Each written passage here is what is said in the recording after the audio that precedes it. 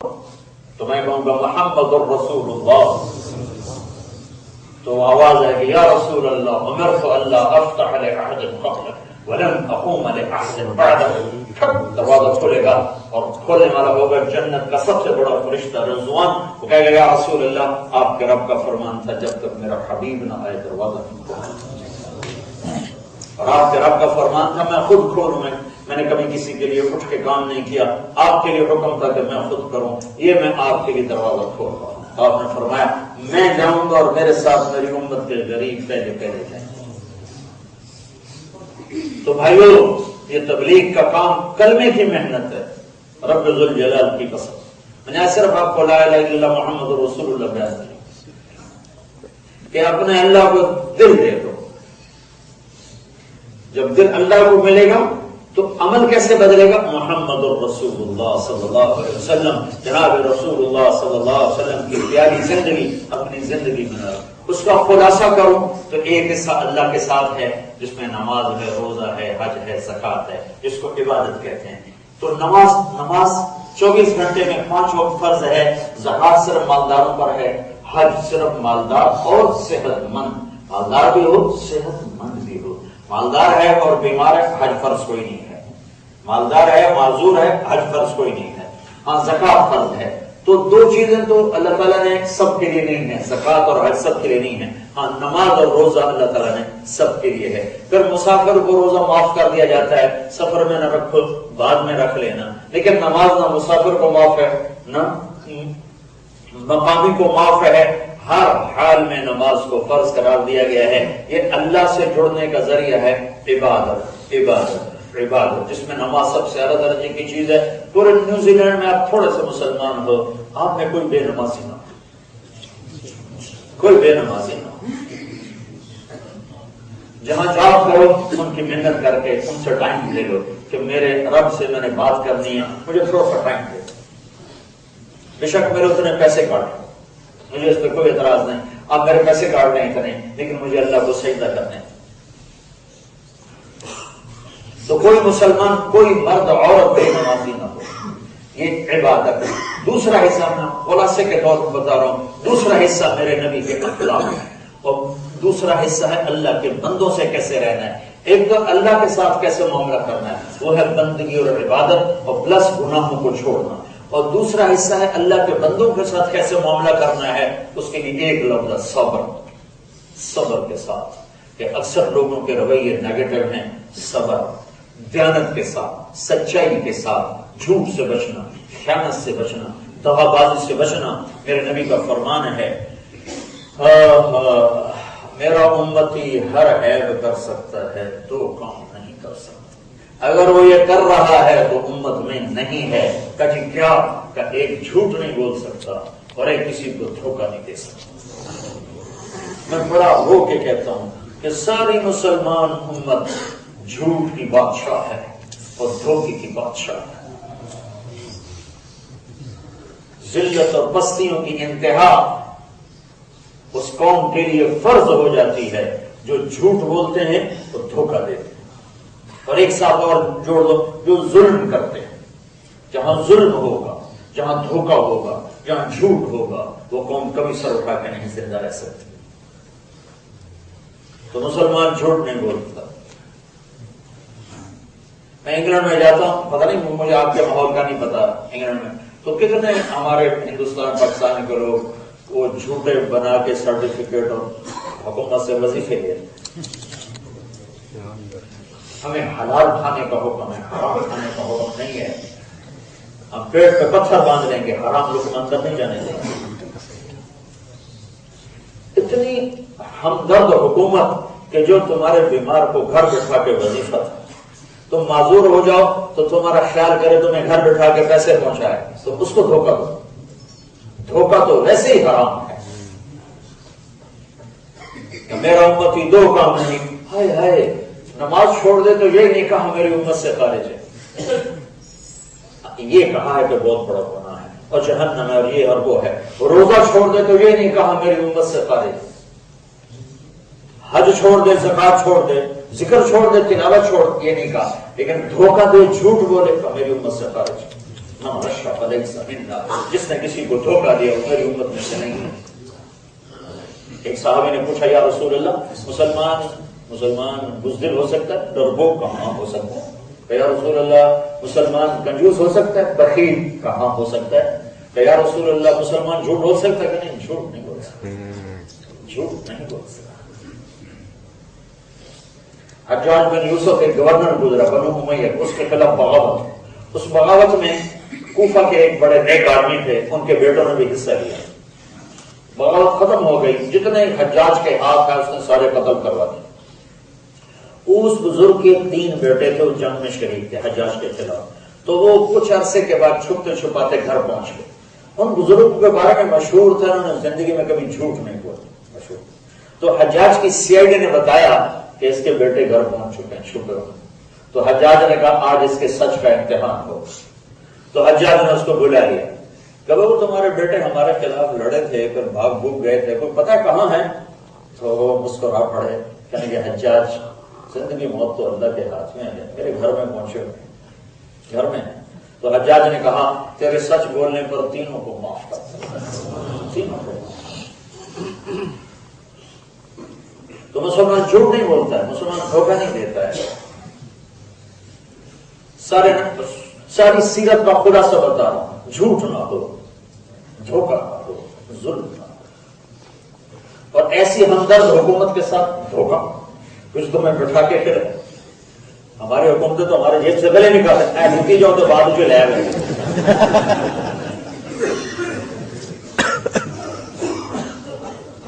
تو مسلمان دھوکہ نہیں دیتا۔ حضرت جریر بن عبداللہ ایک صحابی،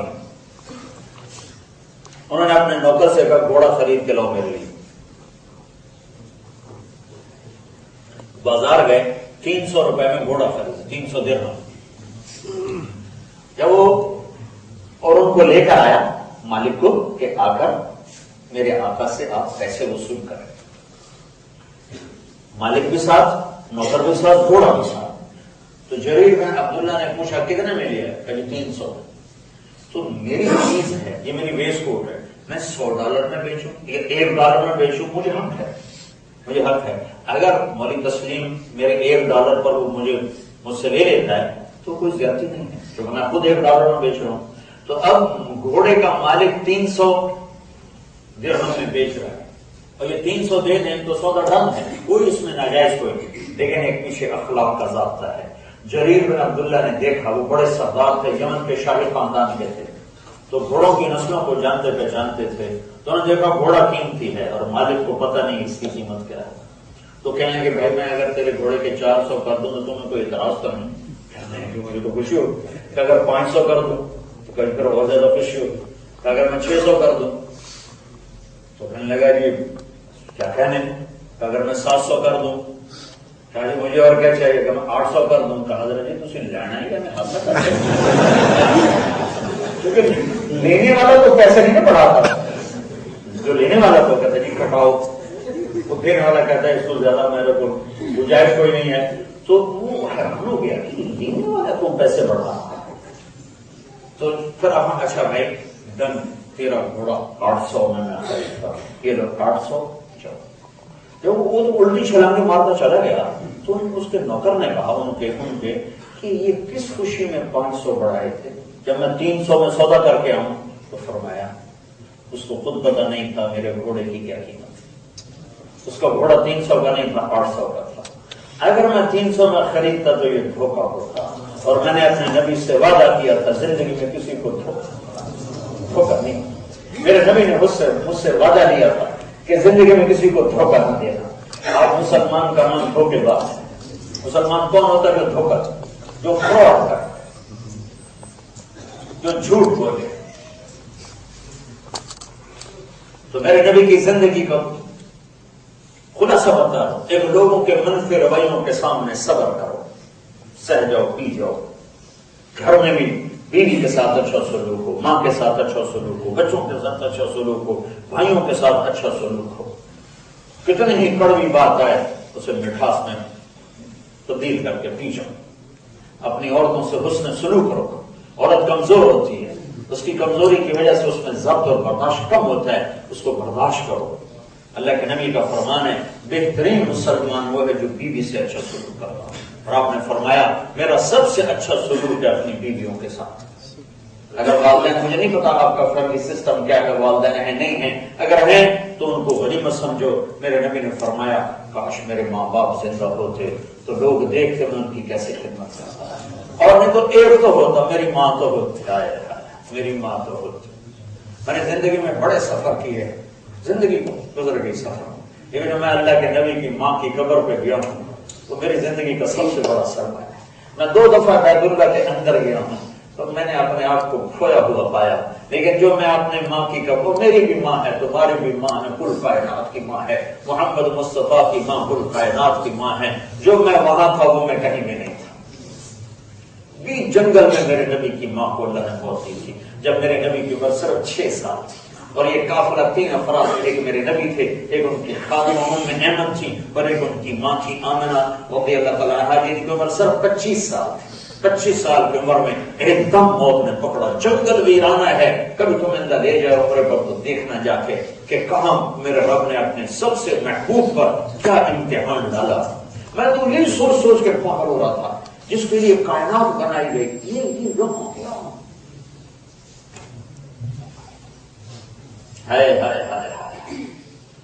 تو پہاڑ سے جتنا یہ آپ کا گنبد کی اونچا، اتنا اونچا پہاڑ ہے، نیچے اترے ہیں دفن کے بعد تو آپ پھر پیچھے اوپر چڑھے، پیچھے پیچھے ام ایمن گئیں تو کیا منظر دیکھا ہے کہ ہوا کے پہاڑ بھی پگھل رہے تھے، اماں کی قبر کو چمٹ کے پڑے ہوئے تھے۔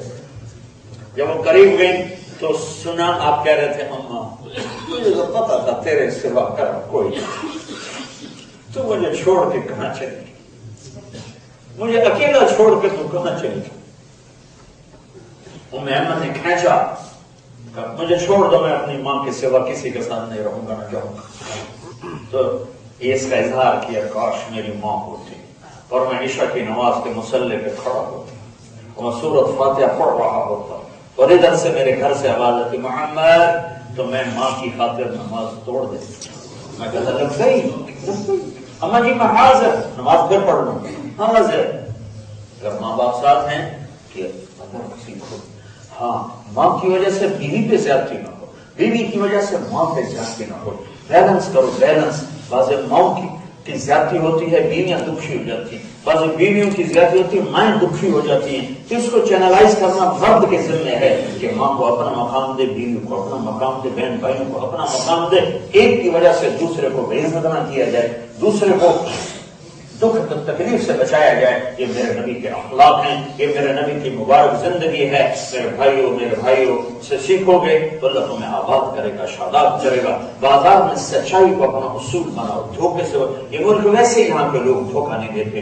میں کئی دفعہ آیا ہوں، مجھے یہ تھوڑی سی دیر میں پتا چلا کہ نہ یہ لوگ جھوٹ بولتے ہیں، نہ دھوکہ دیتے ہیں، نہ فراڈ کرتے ہیں، تو ان سے سیکھو۔ خوبی تو جہاں بھی اس سے لینا چاہیے، یہ ہماری وراثت ہے۔ تو یہ میرے نبی کی پاکیزہ زندگی کا خلاصہ ہے۔ اللہ سے جڑنے کا ذریعہ عبادت ہے، اور بندوں سے جڑنے کا ذریعہ اچھے اخلاق ہیں، سچائی ہے، دیانت ہے، صدق ہے، امانت ہے، اور جھوٹ سے، ظلم سے، فراڈ سے، فریب سے بچنا ہے، اور اس کے حلال لینا ہے، حلال حرام لقمہ اندر نہ جائے ورنہ جہنم کا ایندھن بن جائے۔ اس سب کو سیکھنے کی محنت تبلیغ ہے۔ تو بھائیو، تبلیغ میں تو آپ انشاءاللہ 4 مہینے چلنے کی نیت کر لو، سارے کرتے ہو نا۔ ایک نیت میں آج سب سے نقد کروانا چاہتا ہوں، نقد، کہ آج تک ہم اللہ سے بھی لڑے ہوئے ہیں اور اللہ کے نبی سے بھی لڑے ہوئے ہیں، تو آج ہم صلح کرتے ہیں، جس کو کہتے ہیں توبہ، جو کہتے ہیں توبہ۔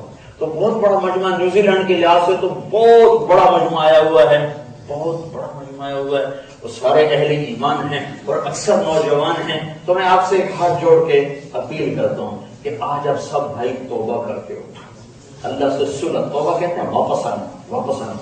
کیا خوبصورت لفظ ہے، واپس آ جاؤ میرے بندو، واپس آ جاؤ، اپنے رب کی رحمت کی چھاؤں میں آ جاؤ، گناہوں کی زندگی سے نکل کر فرما برداری کی زندگی میں آ جاؤ، اللہ اس کے رسول سے صلح کر۔ کبھی ٹوٹ جائے پھر دوبارہ کر لینا، پھر ٹوٹ جائے پھر کر لینا، کہ وہ شہنشاہ وہ ہے کہ جتنی دفعہ توبہ توڑ کے جا کے معافی مانگو گے اتنی دفعہ معاف کرے گا۔ تو آج میں یہ سب سے گزارش کرتا ہوں کہ آپ سارے توبہ کر لو پلیز. اللہ سے وصول، اللہ کے نبی سے وصول. کیوں بھائی نیت کرتے ہو؟ کرتے ہو. اچھا ماشاءاللہ اللہ کا فضل ہے، ہمارے تو گناہ تھوڑے تھوڑے ہیں، بہت بڑے گناہ کوئی نہیں ہے. میرا نبی فرماتا ہے، میرا اللہ کہتا ہے، میرے نبی کا فرمان ہے کہ اللہ تعالیٰ فرماتے ہیں میرے بندے تم اتنے گناہ کرو کہ آسمان کی چھت کو لگا. کوئی کر سکتا اتنے گناہ کوئی کر سکتا ہے کہ آسمان کی چھت کو لگا؟ میں اللہ کی قسم کھا کے کہتا ہوں آدم علیہ السلام کی ساری نسل، جنات کی ساری نسل اور فرشتے بھی گناہ گار ہو جائیں، ان کی ساری نسل مل کے گناہ کرے، آسمان کی چھت کو نہیں لگا سکتے. اور میرا رب کہتا ہے لو بلغت ذنوبک عنان السماء. ایک کیا آکلینڈ کا ایک مرد، ایک عورت اتنے گناہ کرے کہ آسمان کی چھت کو لگا دے، پھر صرف ایک دفعہ کہہ دے یا اللہ معاف کر، تمہیں سارے معاف کر. بلا اللہ مجھے پرواہ نہیں، وفرت لک بلا اللہ نہیں، جو معاف کر دے، ہمیں کوئی پرواہ نہیں. تو میں آپ سب بھائی کے ہاتھ جوڑ کے کہتا ہوں کہ آج سارے بھائی توبہ کرتے. کیوں بھائی کرتے ہو؟ کرتے ہو تو کہو میرے ساتھ یا اللہ میری توبہ. ایک دفعہ پھر کہو یا اللہ میری توبہ. ایک دفعہ پھر کہو یا اللہ میری توبہ. اللہ کی قسم معاملہ آسان سلو ہو گئی. جتنے گناہ تھے رب ذوالجلال کی قسم اگر دل سے کہا ہے معاف ہو گئے. آپ سارا مجمع میرے رب کی عزت کی قسم ایسے بیٹھے ہو جیسے آج ماں کے پیٹ سے جنم دیا. ایک ادھر جو الٹے ہاتھ پہ فرشتہ بیٹھ کے لے کے بیچارہ تھک گیا ہے، آج جو ہل رہا ہو ساری فائل غائب کر دی گئی، ساری فائل غائب کر دی گئی اور نئی فائل لگ گئی. یہاں سے باہر جا کر کچھ کرو گے تو لکھا جائے گا پچھلا سب میرے رب نے بٹھا دیا. وہ ایسا کریم اور مہربان ہے. یہ سنا تو کر لو پکی. اور اس سال کے اندر اندر جو بھائی 4 مہینے لگائیں گے وہ کھڑے ہو جائیں. چلا 4 مہینے کے نکلیں گے وہ کھڑے ہو جائیں. سال پورے کر دے رہا ہوں، پورا سال میرے ادھار کا ظرف دیکھ لو، پورا سال. ہاں جی ارادہ کرنے میں کوئی پیسے لگتے ہیں؟ کیوں بھائی ارادہ کرنے میں کوئی پیسے لگتے ہیں؟ اور ارادے کے لیے کھڑے تو ہو جاؤ. اللہ کو دکھا دو. لکھنے والوں کو عاجز کر دو کہ نام ہی نہ لکھ سکتے.